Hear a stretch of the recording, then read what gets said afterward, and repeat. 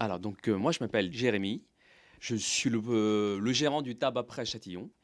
Depuis 2 semaines, j'ai racheté le fonds de commerce le 1er avril 2023.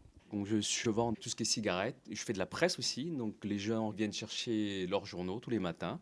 Des tabac, des jeux d'argent, donc des grattages, on peut jouer au loto, on peut jouer à l'euro million, PMU aussi. On fait les recharges de bus, TUR aussi. En fait, on a un commerce vraiment multiservice. On a des petites confiseries qu'on ne trouve pas au supermarché, qu'on n'en trouve que chez nous.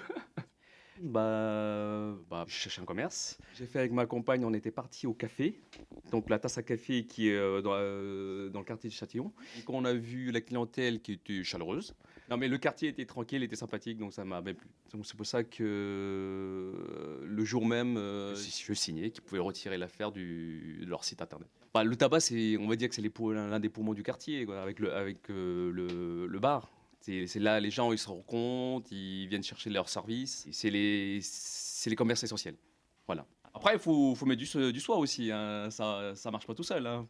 Faut qu'on soit tous les jours, faut que l'horaire soit assidu, et qu'on soit pas fermé, exactement, parce que c'est un commerce de tous les jours. Donc, il faut être là présent pour pas tous les jours, que les gens puissent venir chercher ce qu'ils ont besoin. Dans ce commerce, donc, il y a moi, ma compagne et Nathalie, qui est là depuis plus de 35 ans, donc elle connaît tout le quartier.